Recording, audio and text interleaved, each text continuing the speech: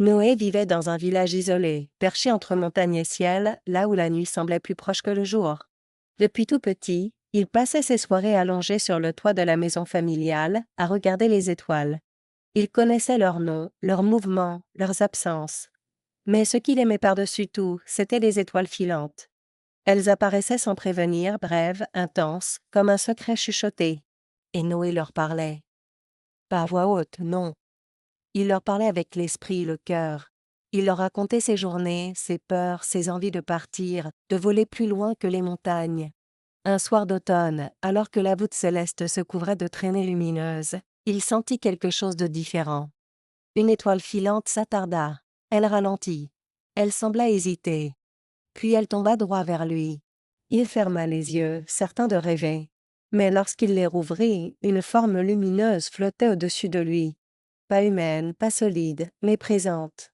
Elle brillait doucement, pulsait comme un cœur calme. « Tu nous appelles depuis longtemps, » dit la forme. Noé resta muet. « Et tu écoutes. » Peu savent encore écouter. La lumière descendit et l'enveloppa. Il ne ressentit ni peur ni froid, juste une immense paix. « Tu parles notre langue, celle du silence entre les mots. Qui êtes-vous » réussit-il à penser. Des passagères du ciel, des échos, des passagères du ciel, des échos, des souvenirs d'étoiles. La lumière sembla se transformer. Il vit à l'intérieur des images, un enfant des sables, une forêt sans fin, un océan suspendu, des fragments d'univers. « Tu veux partir, n'est-ce pas » Noé hocha la tête. « Pas pour fuir, pour comprendre. » La lumière vibra d'un accord silencieux. « Alors viens. » Et la lumière entra en lui, pas brutalement, doucement, comme si elle se fondait avec son souffle. Tout s'effaça. Et lorsqu'il rouvrit les yeux, il n'était plus sur son toit. Il flottait dans un ciel sans fin, debout sur une traînée d'étoiles figées dans l'espace. Autour de lui, des constellations tournaient lentement, vivantes, observatrices. Il n'était plus un garçon. Il était une présence, un regard, une voix dans la nuit. Il fit un pas. Le ciel vibra. Il pensa « Montrez-moi ». Et alors, les étoiles commencèrent à parler. Les étoiles ne parlaient pas avec des mots. Leur voix était des souvenirs, des visions, des émotions pures. Chaque sentiment était une histoire. Noé, flottant dans ce ciel vivant, se laissait traverser par ces messages. Il vit la naissance d'une planète au cœur d'un nuage cosmique. Il ressentit la solitude d'une étoile mourante, lentement avalée par l'ombre d'un trou noir. Il entendit le rire d'enfants nés sur un monde lointain, où la mer brillait comme du mercure. Chaque vision était si intense qu'il lui fallait un moment pour reprendre son souffle, même s'il n'avait plus vraiment de corps. Il était devenu récepteur, une antenne vivante à l'écoute du cosmos. Puis une étoile plus vive s'approcha.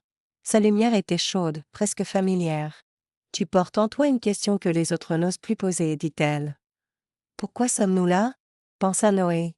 L'étoile pulsa plus fort, comme un battement de cœur. Pour raconter. Chaque être, chaque chose, chaque souffle est une histoire. Et les histoires donnent un sens au silence. Noé se sentit submergé par cette vérité simple et immense. Et moi, quelle est mon histoire? Celle que tu choisis de vivre. Soudain, il vit un monde bleu. Il reconnut la terre, vue de loin.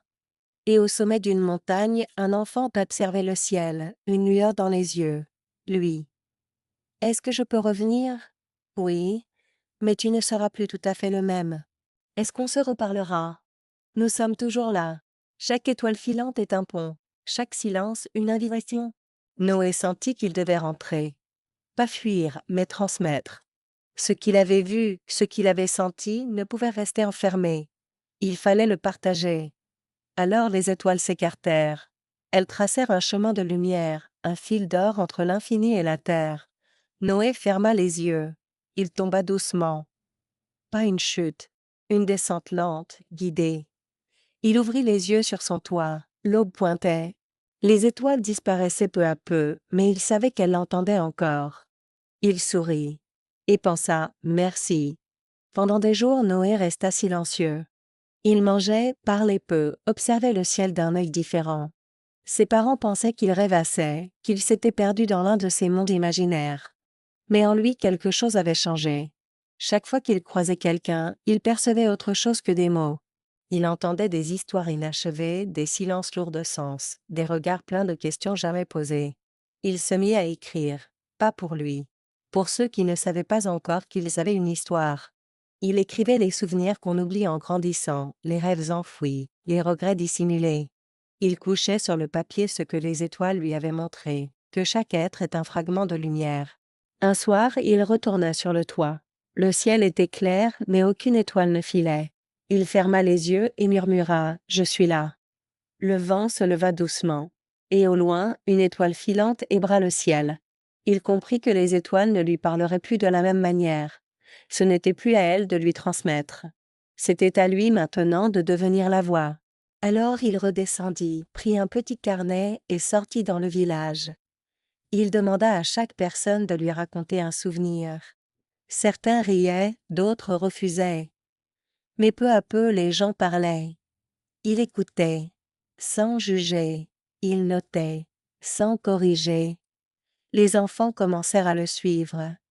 Ils aimaient son calme, sa manière de regarder les choses simples comme si elles étaient importantes. Il leur parlait du ciel, mais aussi de ce qu'il voyait en eux, des graines d'univers, prêtes à éclore. Un jour, il réunit tout dans un grand cahier. Sur la première page, il écrivit « Les histoires que les étoiles ont oubliées, mais que nous pouvons encore sauver ». Il comprit alors que l'écho des étoiles n'était pas seulement dans le ciel. Il était dans chaque cœur prêt à écouter. Et Noé, le garçon qui parlait aux étoiles filantes, était devenu le garçon qui écoutait les mondes. Les saisons passèrent. Le carnet de Noé s'épaissit, se couvrit de pages écrites à l'encre, au crayon, parfois même à la plume. Chaque mot était une voix, une mémoire confiée. Le village changeait doucement autour de lui. On ne le regardait plus comme un rêveur, mais comme un témoin, un messager discret. Un matin d'hiver, alors que la neige couvrait les toits comme une couverture silencieuse, une petite fille s'approcha de lui.